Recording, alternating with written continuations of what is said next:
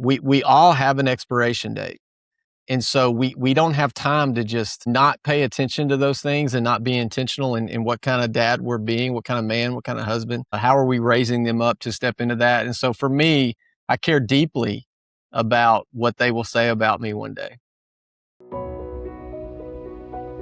Welcome to Lifeline for Leaders, a podcast created to strengthen and connect those serving in pregnancy care clinics and pro-life ministries. I'm Linda Thomas. And I'm Kirk Thomas. Each week we sit down with leaders, ministry partners, authors, and experts who shape the pro-life landscape, sharing practical insights you can use right away and inspiring stories that remind you you're not walking this journey alone. Our mission is to help you serve with confidence and resilience. This is your community, your support, your lifeline. This episode's lifeline is the comfort of knowing that fatherhood isn't about perfection and that it's never too late to become the hero dad your children need. Whether you're a father, a ministry leader, or someone committed to strengthening families, this conversation is for you. Andrew Wood is a trusted voice in the pro-life and church space with nearly 2 decades of leadership experience, including directing a large nonprofit ministry, serving as a kids pastor, and holding senior roles in state and national pro-life networks. He brings a rare mix of pastoral care and strategic insight. He's also the founder of AHW Ministry Advisors, and I think it's safe to say that Andrew's favorite role is that of husband to Erin and father to their 6 children. Today, Kirk and Andrew are having a father-to-father conversation about Andrew's book, Hero Ghost Villain, and what it means to be present, faithful, and intentional in a culture that pulls men in every direction. Kirk, I'll turn it over to you for prayer, and then I'm going to step aside and you guys can have a chat. Thank you, Linda. Well, let me give prayer. Lord, thank you for the gift and responsibility of fatherhood. For every dad listening, give us humility when we fall short and courage to lead with love. Bless Andrew's ministry as he provides fathers with the courage to be the men you have called them to be. We pray for all of our listeners today for confidence, clarity, and intentionality. In your name, Jesus, amen. All right. Yeah. How you doing, Andrew? Good. How are you? Good. I'm doing fabulous.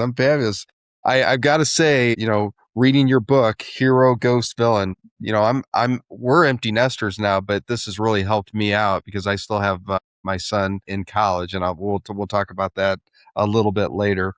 But I really enjoyed the book, and I've been referring all of my centers I talk to when they talk about fatherhood program. I tell them, hey, you need to grab this book. This would be a great resource for your center to have. So when you open up the book, one of the questions you ask is, what kind of dad will my father say I was? Why is that important for a father to ask themselves? Yeah. So what kind of dad will my kids say that I am? I mean, we can tell a story about ourselves all we want, but the kids are going to be honest. It's same reason my kids look at our wedding picture and like, Daddy, there was no wrinkles on your face. And I was like, yeah, there wasn't. I wonder why I have so many now. But I do. I mean, I know a lot of people don't want to think about death or legacy, but I do. I grew up in a home where I had a lot of family members work in the funeral home. So death was just a natural conversation. And so I do sometimes wonder, at my funeral, what are they going to say? And when they write the obituary, what are they going to say? And here's the thing, when I've left jobs before, I've quit and gone on other places. And what do? They quickly put up a job posting and they replace you, and they should. But if something were to happen to me, I was just, this is just fresh on my mind because a sports reporter that I have followed and read for, probably 15 years. I felt like I knew him. He's 43 years old, has a young child, married, and his wife was pregnant. And he died in a car wreck yesterday. And so if we are not thinking about the legacy and what we're leaving, we all have an expiration date. And so we don't have time to just not pay attention to those things and not be intentional in what kind of dad we're being, what kind of man, what kind of husband, how are we raising them up to step into that? And so for me, I care deeply about what they will say about me one day. Awesome. I actually, after I read that, the first thing I texted my son at college that question, and he texted me back and said, "Is this a trick question, Dad?" Yeah. So, Yeah. Are uh, you okay? Yeah. yeah. Um, Now you just mentioned legacy, and let's talk about legacy. When's the best time to start developing your legacy? Yeah. Right now, yesterday, 10 years ago, as soon as possible. And if you haven't thought about legacy, think about it. Think about it now. I don't know why all these things are fresh on my mind, but I was listening, former Senator Ben Sass was diagnosed with stage 4 pancreatic cancer. And he's done a couple interviews lately where, I mean, in his mind, he has anywhere from, I mean, his original prognosis was 90 days, I think. And now with the treatment that he's getting, he may get 12 months. And he's got a 14-year-old at home, and he's got 2 older kids that are out of the house. And that's what he talks about. He's like, this is sooner than I wanted, but I have work to do. And there's things I want to put in to my kids. And so let's not wait around for that bad prognosis. Let's not wait around for a car wreck. Let's not wait around for something to trigger in us. Oh, I need to start doing something now because I'm thinking about my grandkids and my great grandkids. Let this be your warning. Let this be that trigger. Let this conversation be the moment you're like, oh, okay, I gotta get after it and double down in creating an environment in my home and creating an atmosphere in my home that my kids will flourish. And what I love, the way I look at that, what I love is when I am around older folks and you can tell their kids still love to be around them. And to me, that is the sweetest thing. When I see my mama doting on my granddaddy and grandmama who are in their 90s, well, why do they do that? Because they created an environment where their kids would flourish. Now, it wasn't perfect, but there's a sense of, hey, we're here and we're in this for the long haul. And so, yeah, I mean, you want to start thinking about legacy. You're never too young. You're never too old. Start now, today. Let this be the encouragement you need. Awesome. Now, hero, ghost, villain. Why did you name the book that?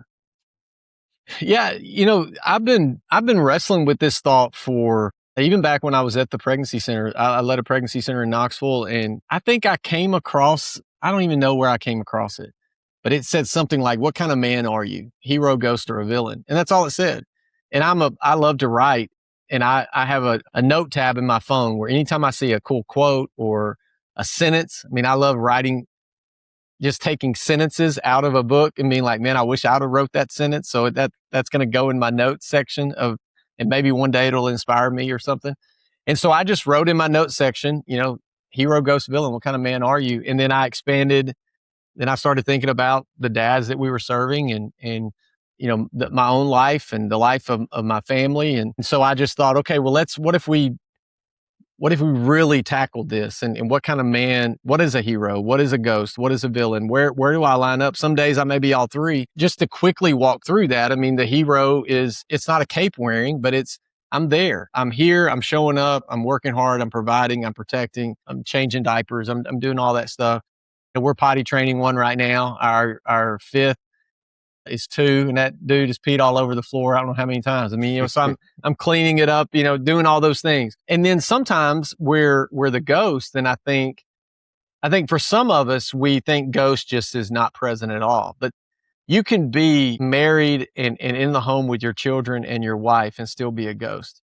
And if you think back to the old sitcom days, a lot of those dads were ghosts. They'd come home, sit on the recliner, and veg out, and they thought they were doing everything they needed to do. Or we're the villain. We're the ones that cause chaos and destruction everywhere we go, and nobody really wants us there anyway. They'd almost prefer us to be a ghost.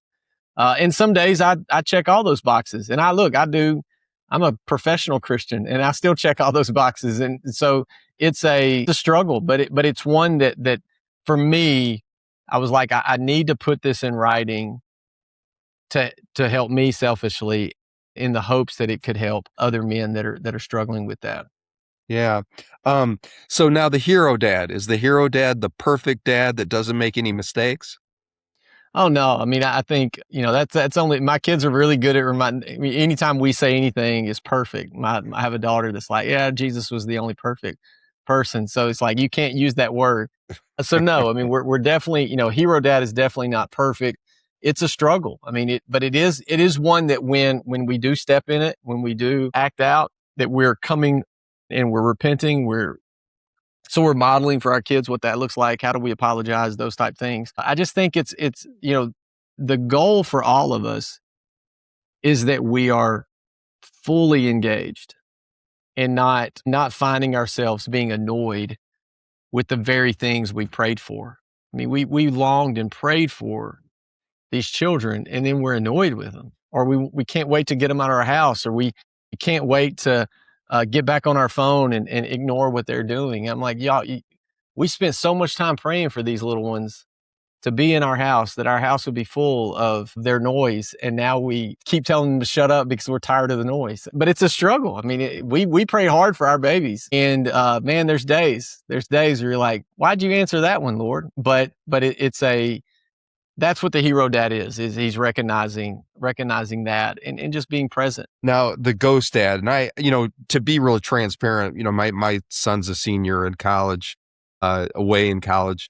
And, in the last year or so, I'm divorced from his mom. So, I tried to really analyze what kind of dad I was. I thought, boy, I was the hero dad, but, with the turmoil between me and his mother going through all that, Sure. I wanted to avoid certain situations, and I didn't want to be around, her selfishly, and I didn't participate in some stuff. And I rationalized that because I said, I'm just trying to avoid this turmoil. And that's really come back to where I didn't realize how much I hurt my son going through that. So where your book helped me so much was just to take little steps and just show him I'm there, and that relationship has really started to repair, and thankful to your book, and I really appreciate awesome. What you've done. So the ghost dad, you talk about the slow drift. How does the slow drift happen, and when life gets really loud? Well, yeah, I think for me it's the I even wrote about this earlier today. Ambition is good. We want to be ambitious. We want to climb the career ladder. We want to provide. We want to do all these things. But so many of us, and I'm guilty of this too, we're not ambitious about the souls of the ones that we've been entrusted with in our home. We're not ambitious about our home. We're not ambitious about our marriage. We're not ambitious about being a dad. But boy, I'm the best CEO, or I'm the best salesman, or I'm the best, fill in the blank.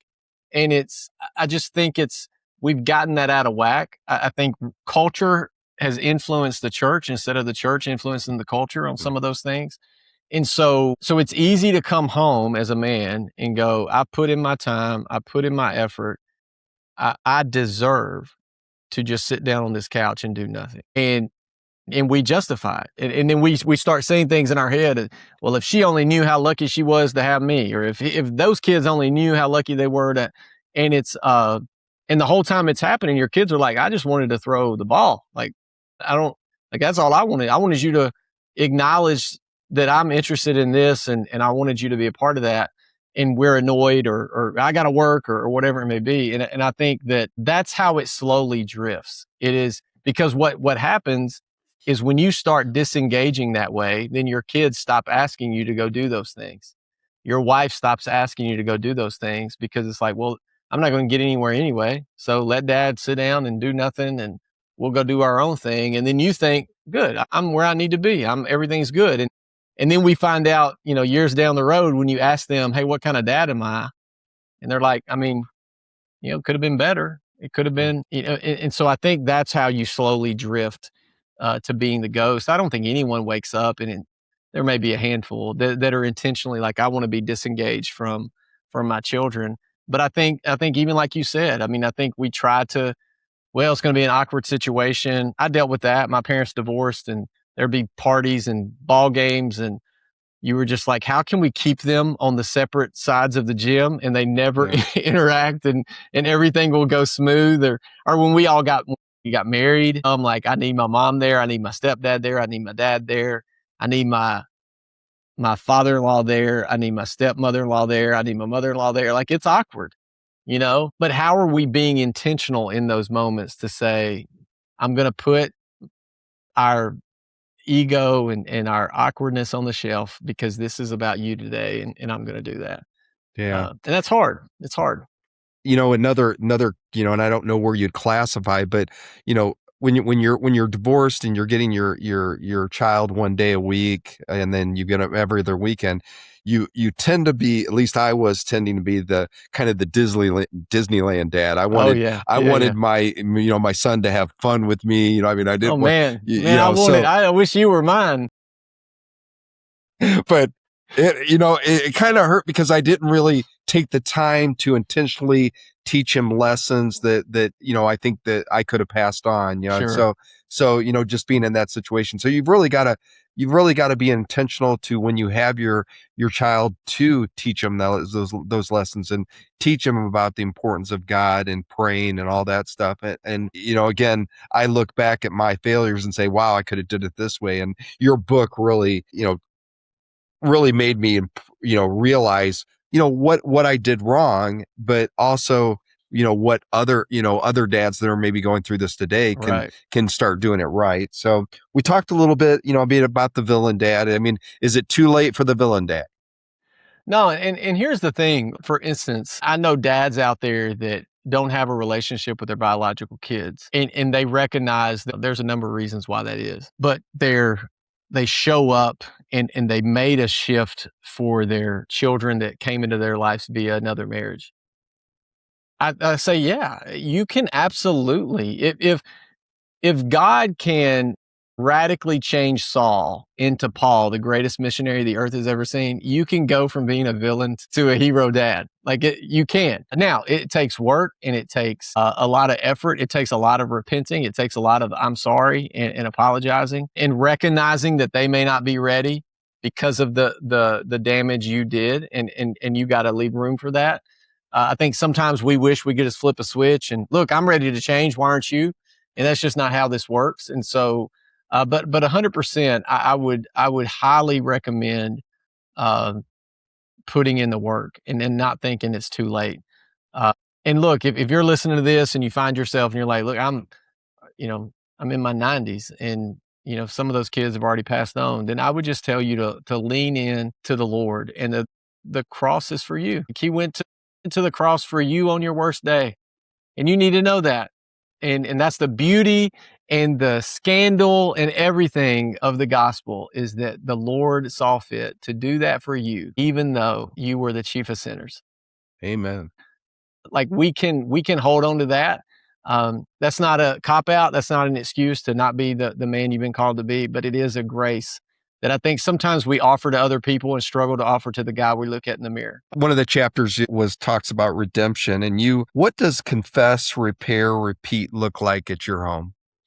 Yeah, it's sometimes I write things and I'm like, I'm mainly writing this because I need to do it, but I think there have been times where uh, and it's mainly, I'll just be completely transparent, and my oldest boy would agree. There's been times with him where I've exploded, and what he was doing was wrong, but the way I tried to fix it, or the right way I tried to get him to see that he was wrong, was not what needed to happen, and I wasn't being the man or dad that I needed to be. And I've gone back to him and said, hey, I shouldn't have raised my voice that way, and I'm sorry, and I need to work on that. And I do think I think that matters.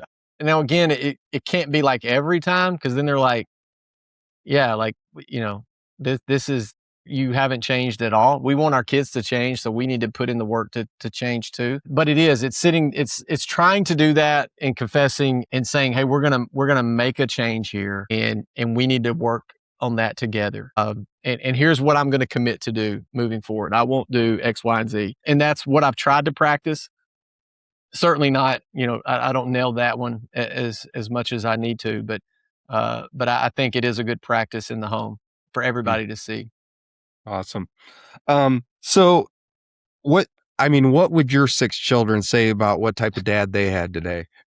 Yeah, I would hope, this is what I would hope, is they would probably start by saying he's an old man and he's a fuddy dud. And that's just, I kind of wear that as a badge of honor. I doubt But that. they would say that we laugh a lot. I think, and sometimes they would say he's the easy one. I go to him especially my girls. They would probably say that. Oh yeah, if I want something, I go to my dad. And I do hope they would, on top of all that, would say that I love Jesus and want to see him made much of.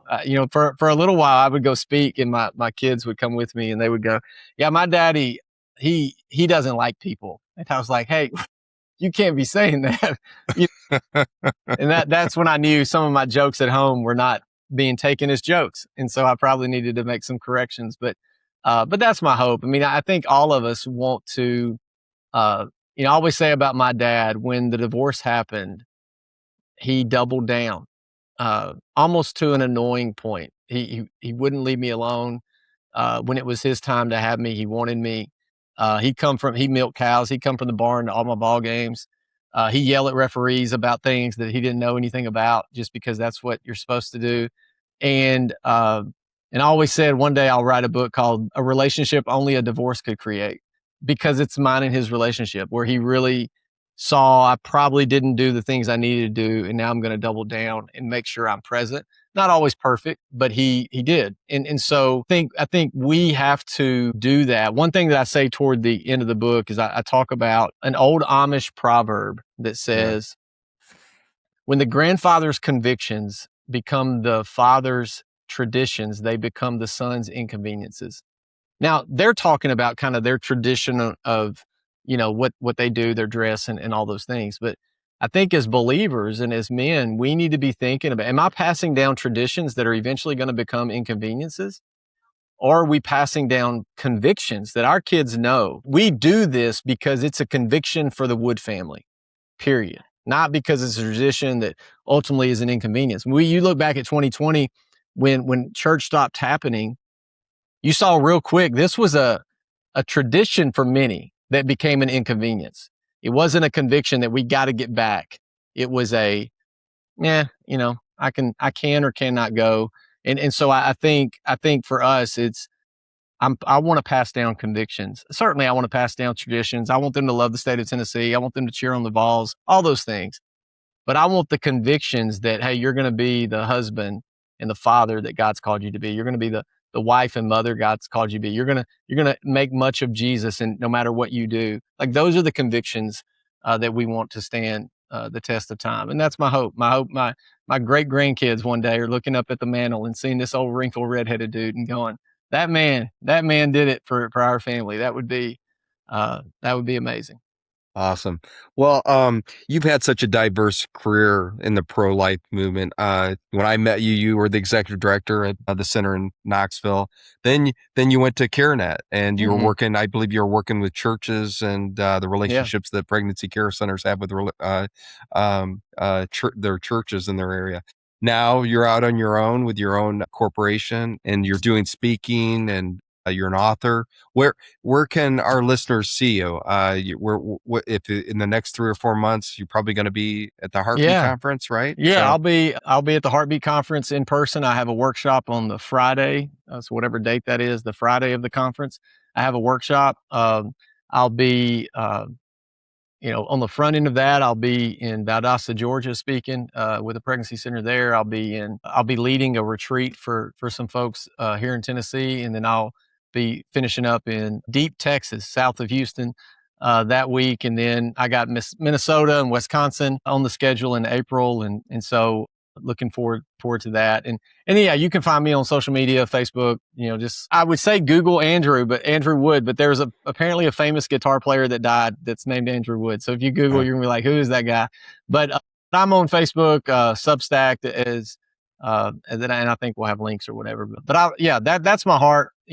When I made this move to do what I'm doing now, I just felt like the Lord was really impressing on me to, hey, I have a very specific call in your life. And when are you going to stop dabbling in it? When are you going to go all in? And so, talk to my wife about that. And we just were at a place where we could make that move. And so writing, speaking, I just signed a contract with Bright Course we're producing 4 more parenting studies this year around just, parenting, not just for fathers, but for mothers as well. I got 2 other studies that'll be coming out with them anytime now, one on discipleship and one on, it's an interesting one. It's parenting a boy as a single mom.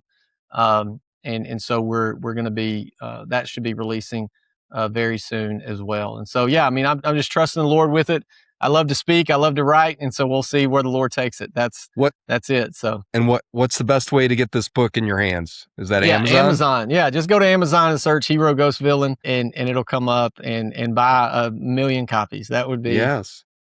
The Wood kids need diapers apparently forever. I guess we'll have diapers in our house for forever. No, I'm just joking. But if you feel led by the book, I've been blown away at the people say, how's it doing, and all that. I don't know.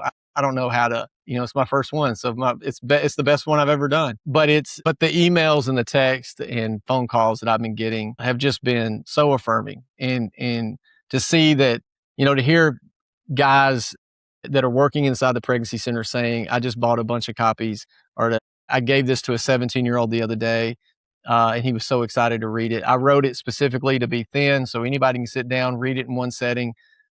I've had guys reach out and say, I haven't read a book in 10 years, and I read this one while my truck was being worked on. It's just, that's really the goal, is that the Lord will be made much of, and that when people bump into us, that they're closer to Jesus than they were before. And so if we can do that, whether it be through a book or a conversation, that's the goal. And I think if we do those things, one day we will hear, well done, good and faithful servant. And fabulous. Let it be. What a great way to close. I'm going to hop back on just for a second and thank both of you, Kirk and Andrew. The conversation was so interesting, and thanks for your transparency. And Amazon is your book's on Amazon. I think Kirk already said that. But, I know what I wanted to add to this conversation. I read the book, and I'm never going to be a father, but I got so much out of it too. So I just wanted to make sure that our listeners understand that this is not just for dads, or I think anybody could benefit from it. If you know a man, if you have a father, if you're married, it really is for everyone. So I didn't want to limit the audience there. Well, and I would encourage too, if you're a woman out there and you're thinking about giving this to, it maybe you're like, look, my husband's a hero. He's a hero dad. This could be a way of affirming him, because we need to hear that. Sometimes we don't hear that. And so this could be a way of saying, hey, I wanted you to read this because you're the hero and you need to know that. And it makes a difference. So appreciate y'all. Thanks for joining us today on Lifeline for Leaders. If today's episode was meaningful, feel free to share it with someone who might benefit. And don't forget to subscribe so you never miss a conversation. Remember, you don't have to walk this mission alone. We're honored to walk alongside you. See you next time.